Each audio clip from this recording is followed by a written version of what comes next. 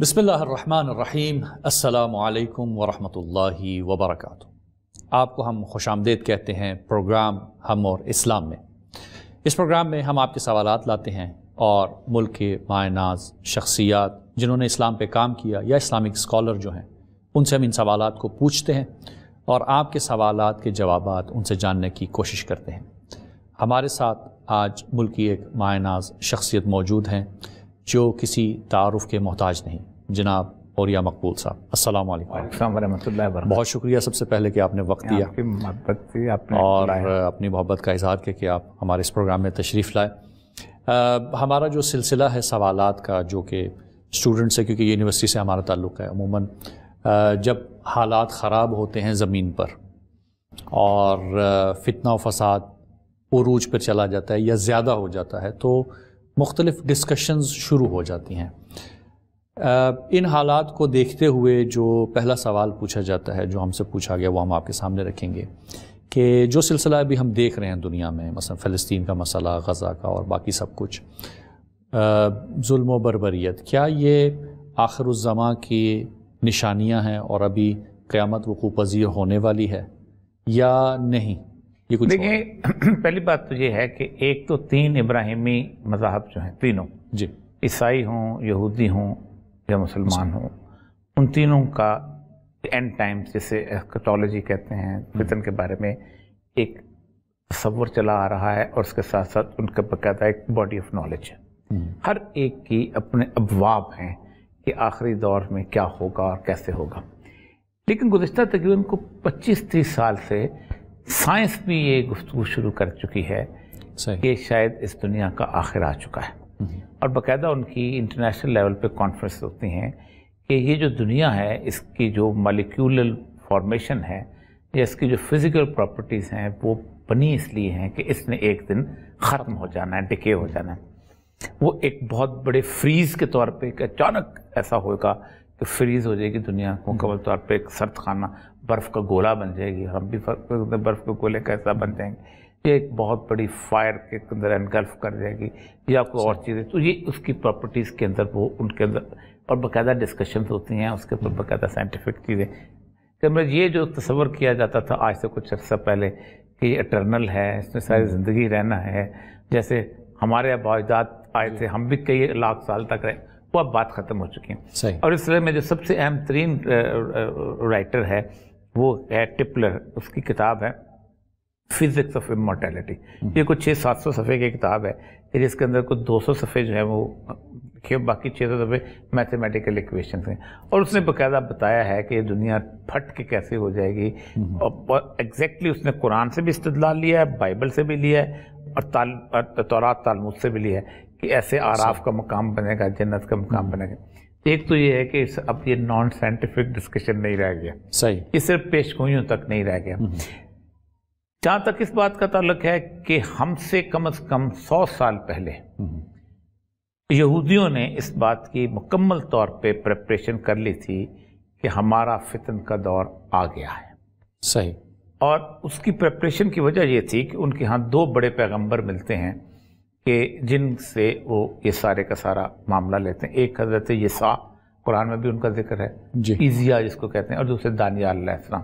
مکاشفات دانیال جو ہیں وہ اس کے اولڈ ٹیسٹمنٹ میں مل جائیں گے، یہودیوں کی کتابوں میں مل جائیں گے۔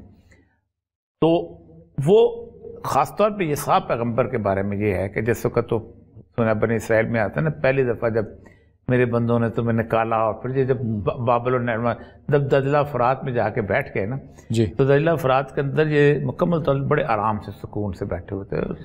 زمینیں، یروشلم تو پہاڑی علاقہ ہے، زیتون اگا، یہ وہ تو زبردست ایسے ہیں جیسے آپ پنجاب کے فیلڈ میں آ گئے، تو ان کو بڑا اچھا لگ رہا تھا۔ ہینگنگ گارڈن بیبلونیا ہے، یہ ہے وہ ہے، اور اللہ کہتا ہے کہ یقتلون انبیاء بغیر حق، ان کو پیغمبر بھیجتے تھے ہم، ان کو بالکل ان کو بغیر وجہ کے شہید کرتے تھے۔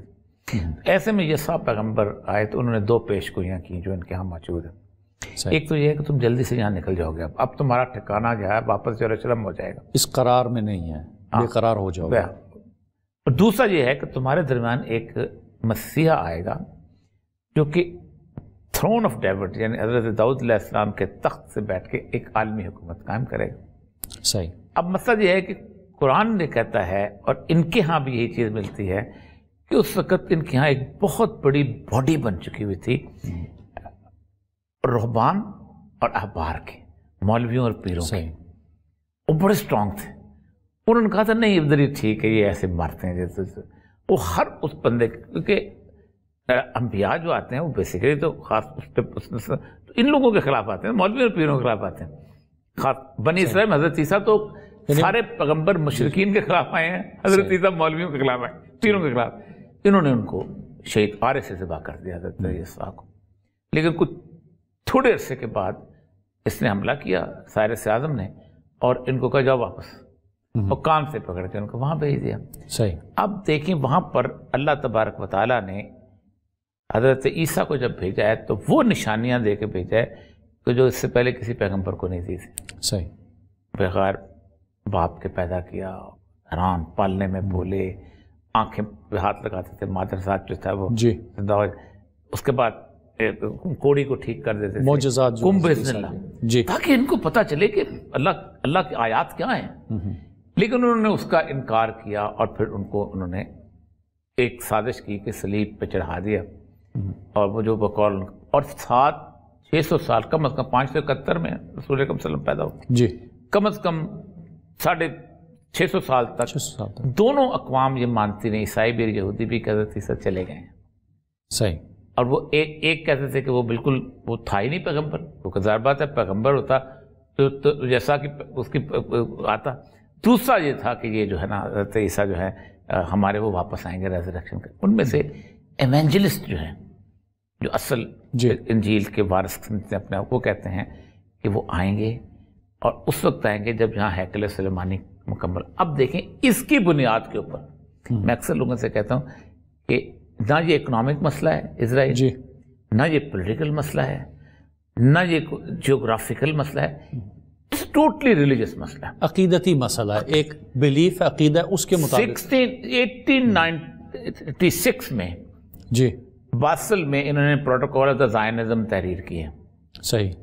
اور پروٹوکول آف دا زائنزم کے بعد انہوں نے ایگریمنٹ کیا ہے اس کے ساتھ، انگریز کے ساتھ، برٹش کے ساتھ، کہ ہم تمہارا ساتھ دیں گے جہاں بھی ہوں گے، بے شک ہمیں غداری کرنے جرمنی سے، بے شک میں پولینڈ سے. ہرٹزل کی بات کر رہے ہیں. جی، ہرٹزل نے شروع کیا ہنگیری. ہرٹزل تو تھا نا، وہ ویانا میں تھا، تو وہ اس کا ہی واز اے لیڈر. لیکن یہ سارے شامل تھے اس کے اندر، یہ ڈیوڈ بین گوریان، شاریان صاحب، یہ پورے کینسر ساری وہاں سے بنی. تو 1917 کے اندر بالفور جو تھا، جو وہ تھا کیا نام ہے اس کا، وزیر خارجہ، اس نے خط لکھا روتشیلڈ کو، اور اس کے دو چیزیں بڑی کمال کی ہیں کہ ہم ایک تو آپ کا رائٹ تسلیم کرتے ہیں واپس جانا، اور دوسرا everybody living in any part of the world is should be considered as one nation, every جیو. ایک نیشن ہوڈ کا کانسیپٹ دیا، واپس جانے کا. آپ سوچیں کہ جس جگہ پہ انہوں نے خلافت عثمانیہ کو ختم کر کے جہاں یہ آباد ہوئے ہیں، جی، وہ ریگستان تھا. یروشلم میں نہیں گئے، یہ سی ایف گیلری پہ نہیں گئے، لیبنان میں نہیں گئے، اردن کے مغربی کنارے پہ نہیں گئے، حیفا میں گئے ہیں، جافا میں گئے ہیں، تل ابیب میں گئے ہیں.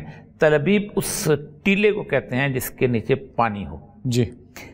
تو پہلا قافلہ لے کے 60 بندوں کا روتشیلڈ وہاں گیا ہے. کوئی ایسا نہیں تھا جو عرب پتی نہ ہو. صحیح. اس کے ایک ہاتھ میں کہتے ہیں ایک باکس میں اس کے پاس 60 گھونگے تھے، وہ اپنا گرے کلر کے، دوسرے میں 60 گھونگے تھے اس کے جو وائٹ کلر کے. ایک پہ گھروں کے نمبر لاٹ تھے، ایک میں اس کے نمبر لاٹ تھے. اس نے کہا کہ یہ ہم 60 الاٹمنٹس میں سے ایک سیناگوگ بنانے کی صورتحال بنایا گیا تھا. سیناگوگ ایک ہیبریو لینگویج سینٹر، کیونکہ اس وقت تک ہیبریو زبان صفحہ ہستی سے مٹ چکی ہوئی تھی. تمام یہودی کی اکثریت یدش بولتی تھی. یدش بیسیکلی وہ زبان ہے جو کہ یہ اسکینازی جیوز بولتے ہیں، جو خزاق سے علاقے سے آئے تھے. اور ایون حضرت عیسیٰ کے زمانے میں بھی ہیبریو ختم ہو چکی ہوئی تھی. تو انہوں نے اس کو کہا ہم اس کو ریوائیو کریں گے. اچھا. سیناگوگ بنے گا. اور آج بھی یروشلم تل ابیب کا جو مین بولیوارڈ ہے وہ روتشیلڈ بولیوارڈ 1917 سے لے کے 48 تک یہ آئے ہیں، آ کے انہوں نے آباد ہوئے ہیں. ہر بندہ 5 بندوں کو ٹرینڈ آرم گنز کے ساتھ لے کے آتا. 48 میں انہوں نے بنا لیا، اور 14 مئی 1948. آپ مجھے بتائیں آپ جہاں لاہور میں رہتے ہیں، آپ کی 4 کنال کی کوٹھی ہے، آپ کے ایک پلازا ہے جس سے آپ کو کرایہ آتا ہے، آپ کی ایک فیکٹری بھی لگی ہوئی ہے. میں آپ سے کہوں میرے ساتھ بلوچستان چلو، وہاں نوکنڈی ایک جگہ ہے، 3 دن بعد پانی آتا ہے وہاں پر. ایران سے سبزیاں نہ آئیں تو آپ گزارا نہیں ہوتا، گوشت بھی باہر سے آتا ہے.